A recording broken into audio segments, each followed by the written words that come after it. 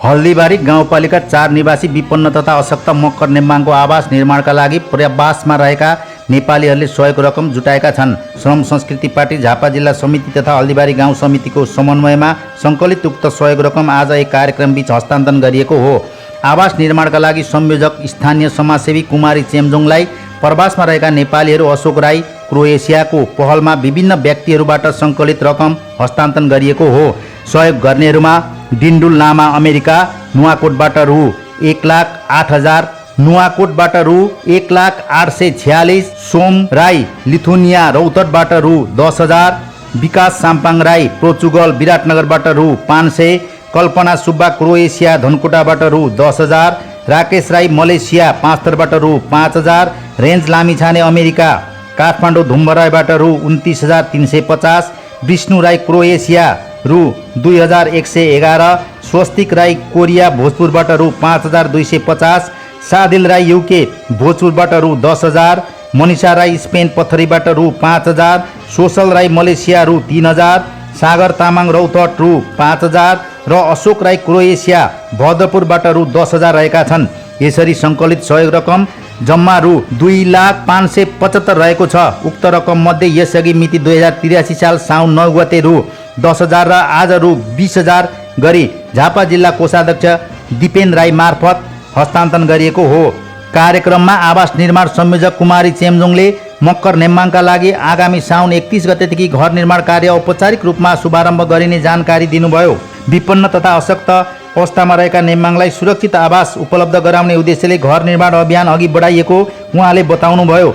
यस्तो कामहरू गर्न चाहिँ श्रम संस्कृति पार्टी नै अग्रसर भएको अहिले हालसाल समाजमा देखिएको कारणले चाहिँ मैले श्रम संस्कृति पार्टीसँग चाहिँ जोडेर हाम्रो श्रम संस्कृति पार्टीबाट चाहिँ यो घरलाई चाहिँ हामीले निर्माण गर्ने एउटा योजना बनायौँ। हामीले यहाँ एउटा समिति बनायौँ, हल्दीबारी गाउँपालिकाले एउटा गाउँ कमिटीले एउटा समिति बनायौँ र यो हामीबाट मात्रै अलिकति असहज र अलिकति गाह्रो हुने जस्तो भएको कारणले चाहिँ हामीले यो कुरालाई चाहिँ हाम्रो श्रम संस्कृति पार्टी जिल्लासम्म चाहिँ हामीले पुर्यायौँ र यही साउन 31 गते 2083 साउन 31 गते चाहिँ हाम्रो श्रमदाताहरू यहाँ यस स्थानमा उपस्थित भएर हाम्रो यो घरलाई शिलान्यास गरेर चाहिँ मर्मतको लागि र पुनर्निर्माणको लागि सुरुवात गर्नेछौँ भनेर हामीले एक खालको एउटा तयार गरेको छौँ।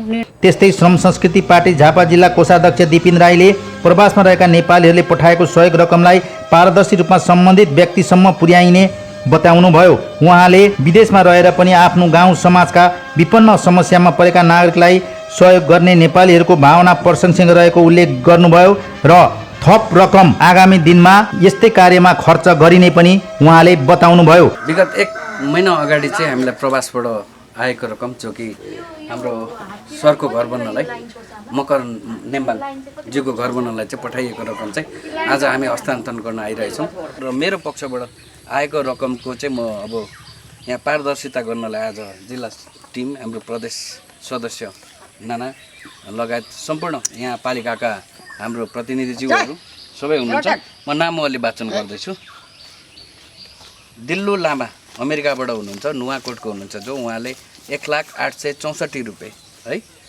अनि सोमजी हुनुहुन्छ, सोम राई लिथुनिया रौतहट क्षेत्र नम्बर 4बाट उहाँले 10,000, विकास साम्पाङ पोर्चुगलबाट हुनुहुन्छ होइन, उहाँले चाहिँ सलकपुर 8 विराटनगरबाट हुनुहुँदछ, उहाँ नेपाल 500 रुपियाँ,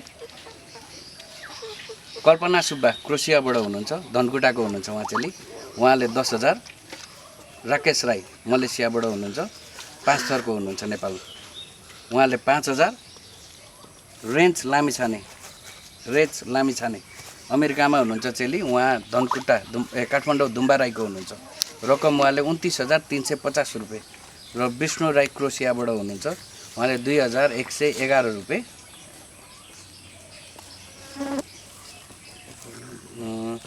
साथै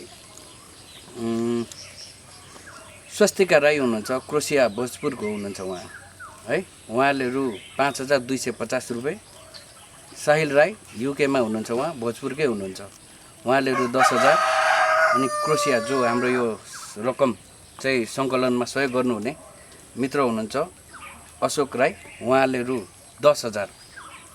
साथै मनिषा राई स्पेनबाट हुनुहुन्छ, पथरीको हुनुहुन्छ उहाँ नेपाल, उहाँले 5,000। र सोसल राई मलेसियामा हुनुहुन्छ, उहाँले रु 3,000। सागर तामाङ रौतहट 8 हाल नेपालमै हुनुहुन्छ, उहाँले रु 5,000 गरेर जम्मा रकम चाहिँ मलाई र हाम्रो उपाध्यक्षज्यूलाई गरेर चाहिँ 2,05,75,000 रुपियाँ चाहिँ कुल रकम पठाउनु भएको थियो। र यहाँ मकर नेम्बाङ र दिल्लु चौधरीको लागि चाहिँ 1 लाख रुपियाँ आएको हो। त्यस रकम अन्तर्गत चाहिँ हामीले 30,000 हस्तान्तरण गरिसकेका छौँ। आउँदो दिनमा पनि फेरि चाहिएको खण्डमा हामी फेरि पनि गर्नेछौँ। सहयोग प्राप्त गरेपछि मकर नेम्बाङले आफ्नो कठिन परिस्थितिमा साथ सहयोग गर्ने सम्पूर्ण सहयोगी श्रम संस्कृति पार्टीका नेता, कार्यकर्ता तथा समन्वयकर्ताप्रति धन्यवाद ज्ञापन गर्नुभयो। म बिरामी भएको मान्छेलाई उहाँहरूले सहयोग गरिदिनु भयो, यसमा म खुसी छु। उहाँले आफ्नो घर निर्माणका लागि सहयोग जुटाइदिएकोमा आफू निकै खुसी भएको बताउनुभयो। कार्यक्रमका क्रममा सङ्कलित रकममध्ये बाँकी रकमबाट अर्जुनधारा नगरपालिका 5 पाण्डवपुर निवासी क्यान्सर पीडित स्वर्गीय दिल्ली चौधरीको परिवारलाई काजक्रिया खर्चका लागि रु 10,000 सहयोग रकम समेत हस्तान्तरण गरिएको छ। सहयोग रकम हस्तान्तरण गर्दै स्वर्गीय दिल्ली चौधरीकी छोरी आशा चौधरीले सहयोगी मनहरूप्रति धन्यवाद तथा आभार व्यक्त गर्नुभयो। आज श्रम संस्कृति पार्टीबाट मलाई फेरि पनि सहयोग गर्नको लागि सरम्यामहरू आउनुभएको छ। मेरो बाबा विगत 7-8 महिनादेखि बिरामी हुनुहुन्थ्यो, उहाँहरूले धेरै सहयोग गर्नुभयो। राहतदेखि ल्याएर अब डाक्टर साहब घरमै ल्याएर राति रौदी पनि सहयोग गर्नुभएको छ। हस्पिटलदेखि सहयोग गर्नुभएको छ। बाबाले त्यत्रो गर्दा पनि बाबालाई बचाउन सकिएन, कोसिस चाहिँ अब धेरै गरिदिनु भयो श्रम संस्कृति पार्टीबाट, तर बच्नु भएन बाबा। अब त्यस्तै भएर अब स्वर्गवासी हुनुभयो। आज फेरि पनि उहाँहरू मलाई बाबाको क्रिया खर्चको लागि भनेर सहयोग गर्नको लागि आउनुभएको छ। यसै बिचमा हजुरहरू सबैलाई जति पनि सहयोग गर्नुहुने सर, म्याम, दादा, दिदी, आमा, बुवा जति पनि हुनुहुन्छ मेरो बाबाको लागि सहयोग गर्नुहुने सबैलाई धेरै धेरै धन्यवाद भन्न चाहन्छु। कार्यक्रममा श्रम संस्कृति पार्टीका प्रदेश सदस्य ससिता राई, झापा जिल्ला सचिव शिवम सुराली मगर, झापा सचिवालय सदस्य करण खपाङ्गी र जिल्ला सदस्य शीतल लिम्बू लगायतको उपस्थिति रहेको थियो। विपन्न तथा अशक्त नागरिकका लागि घर निर्माण गर्ने यो अभियानले सामाजिक सहयोग, मानवीय भावना र प्रवासमा रहेका नेपालीहरूको मातृभूमिप्रतिको जिम्मेवारीलाई समेत उजागर गरेको छ। व्यक्तिगत कठिनाइमा रहेका नागरिकलाई सामूहिक पहलबाट सहयोग पुर्याउन सकिने उदाहरणका रूपमा समेत यस अभियानलाई हेरिएको छ। कार्यक्रमको सञ्चालन झापा जिल्ला श्रम संस्कृति पार्टीका सचिव शिवम सुराली मगरले गर्नुभएको हो। 1 लाख रुपियाँ यता आएको छ र 1 लाख मध्ये पनि 2टा प्रयोजनको लागि आएको छ। एउटा यो घर निर्माणको लागि आएको छ भने अर्को चाहिँ हाम्रो क्यान्सर पीडित जो चाहिँ अर्जुनधारा 5 निवासी दिल्ली चौधरी जो क्यान्सर पीडित हुनुहुन्थ्यो र छटपटाइरहनु भएको थियो र उहाँलाई भनेर हाम्रा सहयोगी दाताहरूले विभिन्न देश विदेशमा रहनुहुने सहयोगी मनका धनीहरूले चाहिँ हामीलाई यहाँ उपलब्ध गराइदिनु भएको श्रम संस्कृति पार्टीको माध्यमद्वारा उहाँलाई केही सहयोग गर्नुपर्छ।